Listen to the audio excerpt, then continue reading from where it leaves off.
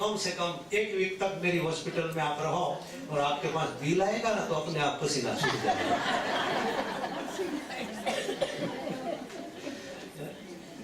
ये बात सत्य।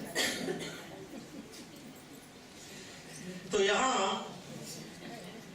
5 पांडव और द्रौपदी, अंत में कथा आती है कि बाद में अकेले धर्मराजा रहे, लेकिन धर्मराजा के साथ उसका कुत्ता था। स्वर्ग में इंद्र उसको प्रवेश नहीं कराता, ऐसी कथा है। इंद्र कहता है धर्मराजा है युधिष्ठिर, आपको आना है तो आप अकेला हो, आप कुत्ते को नहीं ला सकते। धर्मराजा युधिष्ठिर ने कहा कि मेरे साथ मेरे 4 भाई नहीं आ सके, मेरे साथ मेरी पत्नी भी नहीं आ सकी, लेकिन केवल एक कुत्ता साथ में चला है और यहाँ तक आया है, तो पहले प्रवेश कराना है तो ये कुत्ता को प्रवेश कराओ, बाकी मैं आऊंगा, वरना मैं आऊंगा। तो कुत्ता कौन था? फिर इंद्र राजी होता है, वो कुत्ता था यमराजा। इंद्र राजी होता है कि हे धर्मराज युधिष्ठिर, मैं आप पर प्रसन्न हुआ हूँ, ये कुत्ता कोई नहीं है, ये यमराजा है।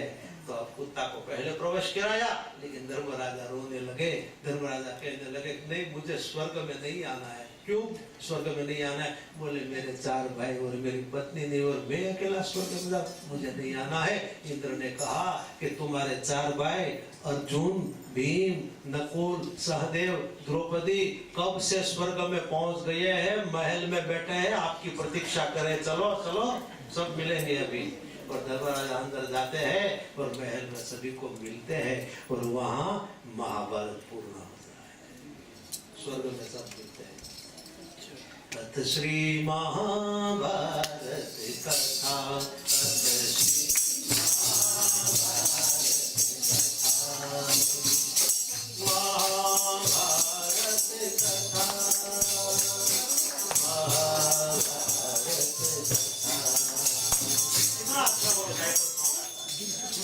मुझे तो पूरा लिखा हुआ है मेरे पास, लेकिन अभी गाने का इतना समय नहीं है। मेरे पास आपको सब कुछ जो चाहिए वो सब कुछ मिलेगा। अभी रास गरबा करेगा ना आपको, वो भी मिलेगा। तो यहाँ आगे कथा आती है, परीक्षित महाराज अब राजगद्दी पर शोभायमान है। परीक्षित महाराज ने युद्ध करके न जाने कितने राज्य को एकत्रित कर लिए, पूरे भूमंडल पर, सारी पृथ्वी पर परीक्षित महाराज का राज्य हो गया, वो चक्रवर्ती सम्राट बना। एक बार परीक्षित महाराज वन में मृगया करने जाते हैं। मृगया करने जाते हैं तो वन में एक जगह एक गाय और एक बैल को देखा। एक शूद्र दोनों को चाबुक मारा। परीक्षित महाराज ने कहा, ए शूद्र, एक गाय और बैल को क्यों तू बांधा, उसकी क्यों पिटाई कर रहा है? गाय कौन है? धरती है। बैल कौन है? धर्म है। और बैल कैसे खड़ा था? एक पैर से आधार से खड़ा था, 3 पैर कटे हुए थे।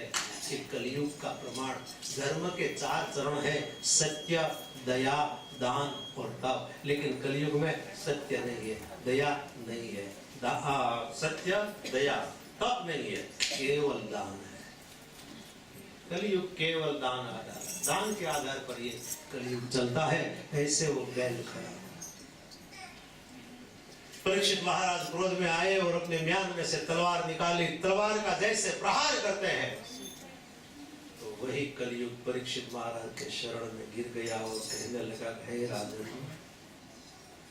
आप मेरा शिरोवध मत करो, मैं आपके शरण में हूं। आप क्षत्रिय हैं और क्षत्रिय तो गौ ब्राह्मण प्रतिपाल होते हैं।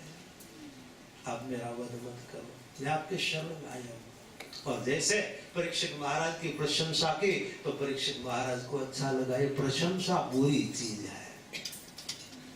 कोई प्रशंसा करे तो अपने जात को संभाल ले। अमुक स्थिति पर प्रशंसा अच्छी है, लेकिन ज्यादा प्रशंसा होने लगे तो मान लेना कि इस दाल में कुछ काला है। लेकिन हमें तो सभी को प्रशंसा अच्छी लगती है। सामने से 10 पाउंड देते हैं, शुरू रख। अति प्रशंसा जीवन में हानि ला देती है। और यह कलयुग कहता है कि मेरा वध मत करो। तो परीक्षित महाराज कहते हैं यहां से तू चला जा, मेरे देश में से तू चला जा, देश निकाल हो जा। कलयुग कहता है महाराज आपका देश तो पूरा धरती पर है, आपका राज्य विस्तार हिमालय से लेकर समुद्र के तट पर आपका राज्य विस्तार है, मैं कहां जा। परीक्षित महाराज हंसने लगे।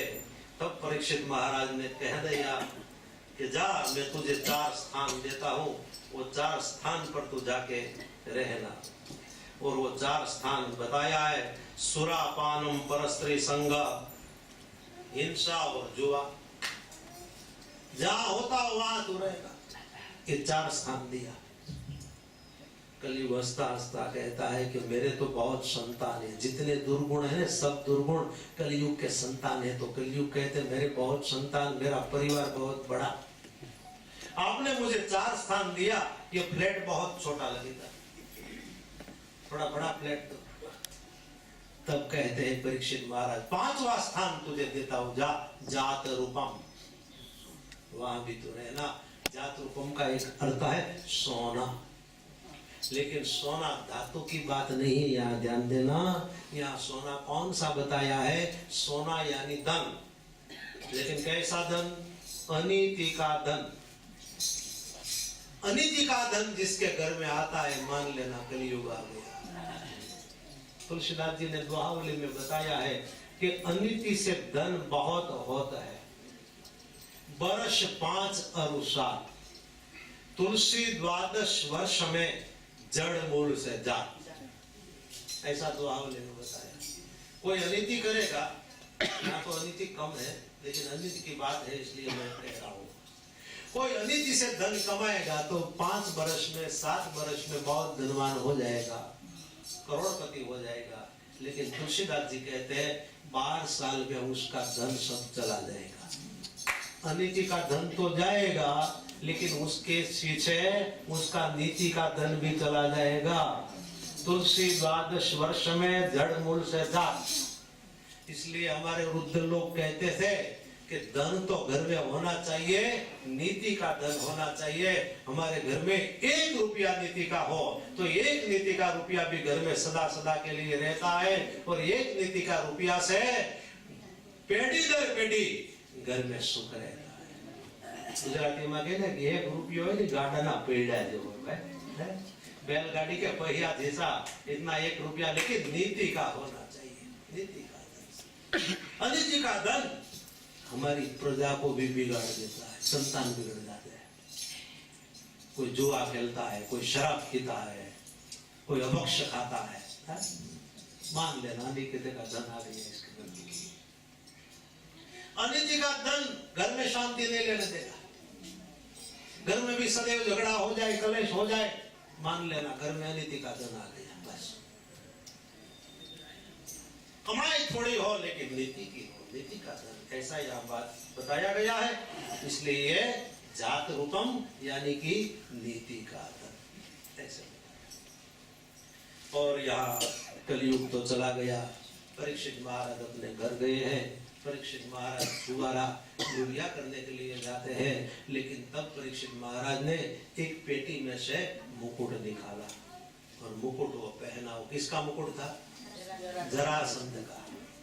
भीम ने जब जरासंध का वध किया तो भीम को जरासंध का मुकुट अच्छा लगा कि मुकुट अच्छा है, मैं ले लूं। भगवान कृष्ण कहते हैं रहने दे, ये पापी है, दुर्जन है, राक्षस, इसका अनीति का धन का मुकुट है, वो नहीं लेना चाहिए। भीम कहता मैं नहीं पहनूंगा, नहीं, लेकिन मैं राजकोष में रखूंगा, एक पेटी में रखूंगा।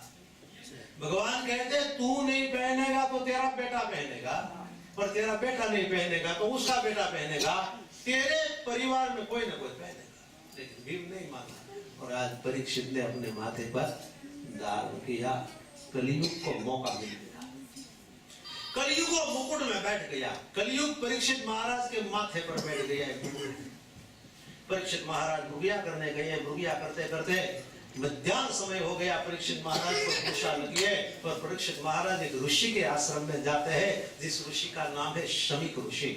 शमीक ऋषि के आश्रम में गए तो शमीक ऋषि तो ध्यान में बैठे थे, और यहाँ परीक्षित ने कहा ऋषि ध्यान का ढोंग करके तू बैठा है और मैं चक्रवर्ती सम्राट राजा, मुझे तृषा लगी है तो मुझे जल नहीं पिलाएगा? बार बार कहने लगा। लेकिन शमीक ऋषि तो ध्यान में थे। तब यहाँ परीक्षित को क्रोध आया और परीक्षित ने क्या किया, आंगन में जो मरा हुआ सांप पड़ा था वह सांप अपने धनुष के डोर से उठाया और वो पणत से उठाकर शमीक ऋषि के गले में मरा हुआ सांप डाला। मरा हुआ सांप डालकर ऐसा अकृत्य करके यहाँ से परीक्षित महाराज चले गए। शमीक ऋषि के शिष्यों ने देख लिया। शमीक ऋषि का बेटा श्रृंगी था, वो कौशिकी नदी में स्नान करके सूर्य नारायण को अर्घ्य दे रहा था। आदिदेव नमस्तुभ्यं, प्रसिद्धमं भास्कर दिवाकर नमस्तुभ्यं, प्रभाकर नमस्तुते। तब शिष्यों ने आकर कहा कि श्रृंगी तो यहाँ सूर्य नारायण को अर्घ्य दे रहा है, लेकिन हमारे गुरुजी तेरे पिताजी उसके गले में किसी ने आकर मरा हुआ सांप डाला है। और यहाँ श्रृंगी को क्रोध आया, हाथ में जल लेकर, क्रोध में ऋषि का बेटा है, ब्राह्मण का बेटा है, और ऐसे बोला जिसने मेरे पिताजी के गले में मरा हुआ सांप डाला है उसको आज से 7वें दिन तक्षक नाग आएगा और उसको काट लेगा और उसकी मौत हो जाएगी। ऐसा उसने क्रोध में आकर शाप दिया और जल जैसे प्रवाह में छिड़का और यहाँ परीक्षित महाराज को शाप। श्रृंगी दौड़ता हुआ आया, अपने पिताजी शमीक ऋषि के चरण में गिर गया, रोने लगा और पिताजी को कहा, पिताजी जागृत हो जाओ, समाधि में से जागो, आप देखो तो सही तुम्हारे गले में मरा हुआ सांप है। शमीक ऋषि ने मरा हुआ सांप दूर हटा दिया और कहा कि मेरे गले में किसने डाला? पिताजी आप शोक नहीं करो, जिसने तुम्हारे गले में मरा हुआ सांप डाला है ना उसको तो मैंने शाप दिया है कि आज से 7वें दिन तक्षक नाग उसको काटेगा और उसकी मौत हो जाएगी। नहीं बेटा, ऐसी छोटी सी भूल के लिए किसी को मृत्यु का शाप नहीं देना चाहिए। अरे किसने डाला होगा? ये सांप तो हमारे आश्रम में चारों ओर घूमता था, कैसे मर गया और कैसे किसने डाला? यहाँ शमीक ऋषि क्या करते हैं? ध्यान लगाते हैं। आंख बंद करके ध्यान लगा के ध्यान में देखा तो उसको पता लग गया कि मेरे गले में मरा हुआ सांप राजा परीक्षित ने डाला। पहले ऋषियों की ऐसी स्थिति थी, ध्यान में देख लिया और अपने शिष्य को कहा कि जाओ परीक्षित महाराज को कहो कि आज के 7वें दिन उसकी मौत होगी, तक्षक नाग आएगा उसको काटेगा। शिष्य गए, परीक्षित महाराज को समाचार दिया, लेकिन धन्य है परीक्षित महाराज को, मौत की बात सुनी तो डरे नहीं।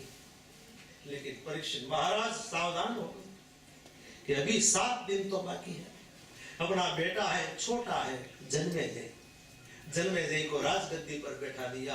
परीक्षित महाराज अपना घर छोड़कर बाहर निकल गए, अपनी सब रानियों को प्रणाम करके कहा कि अब मैं जा रहा हूँ।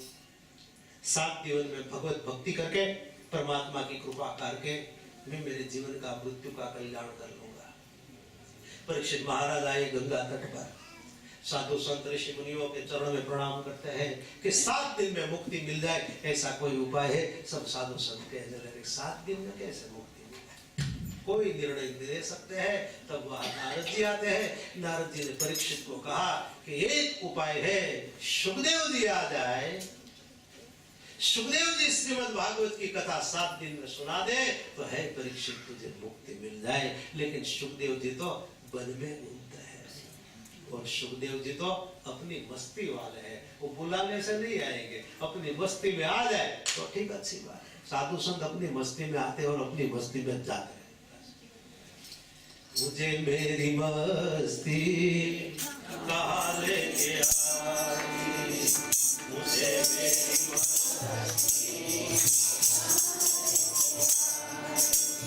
कहाँ मेरे अपने सिवा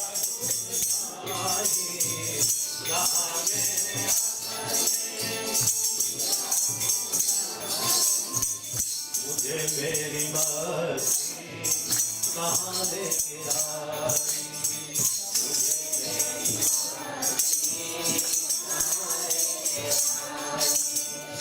तो यहाँ नारद जी आते हैं सुखदेव जी को लेने के लिए, सुखदेव जी को मनाते हैं, बाप जी आप आ जाओ, परीक्षित का उद्धार हो जाए, उसे मुक्ति मिल जाए। सुखदेव जी पहले ना कहते हैं कि मैंने थोड़ा ऐसा कोई ठेका लिया है, उसने गलती की है तो वो भोगे। तब नारद जी सत्संग कराते हैं सुखदेव जी को, सत्संग कराते कराते नारद जी ने एक अच्छी बात की कि कोई अंधा आदमी है, रास्ते पर जा रहा है, लेकिन आगे गड्ढा है, तो बेचारे को पता नहीं कि गड्ढे में गिरूंगा तो मर जाऊंगा, तो उसको गिरने देना चाहिए कि बचाना चाहिए। हम तो देखते हैं वो तो अंधा है। परीक्षित आए यहाँ सुखदेव जी कहते हैं अरे हम तो देखते हैं, अंधे को थोड़ा गिरने देना चाहिए, बस तो हमें उसका भला करना चाहिए। चलो बाप जी। सुखदेव जी ने बात मान लिया। सुखदेव जी आते हैं और यहाँ परीक्षित महाराज सुखदेव जी के चरण कमल को गंगा के जल से धोते हैं और यहाँ दर्भ का आसन लगाकर सुखदेव जी बट वृक्ष के नीचे बैठ गए और भागवत जी की कथा कहने लगे। आज भी वो जगह है शुक्रताल। आप शुक्रताल जाओ, वहाँ बट वृक्ष है, वो बट वृक्ष के नीचे सुखदेव जी ने कथा का गान किया था और परीक्षित महाराज को कथा सुनाई थी गंगा के तट पर। जहाँ बहुत कथाएं होती है शुक्रताल में। मैं एक बार गया हूँ पूज्य मोरारी बापू की कथा में, शुक्रताल में गया था, 9 दिन वहां रहा था, बड़ा अच्छा लगा। तो ऐसे यहाँ सुखदेव जी अब कथा का गान करते हैं, परीक्षित महाराज सुनते हैं। सुखदेव जी ने तो परीक्षित महाराज के माथे पर जैसे हाथ रख दिया तो परीक्षित मानता है बस मेरा उद्धार हो गया, मेरे गुरु ने हाथ रख दिया, सब मेरा कल्याण। तो अब दूसरा स्कंद का प्रारंभ होता है। मुझे तो ऐसा था कि आज मैं कपिल भगवान के प्राकट्य तक कथा ले जाऊं, तो 5 में अब 10 मिनट बाकी है। 5:30 कर लो महाराज, 5:30 कर लो। लेकिन आप जैसा कहो वैसा, कल कपिल जन्म कराओ तो कल, क्योंकि चौथे दिन तो यहाँ कृष्ण जन्म करा ही लेना पड़ेगा, कल नहीं परसों। तो हो जाए कपिल जन्म। हाँ बोलो या ना बोलो तो मैं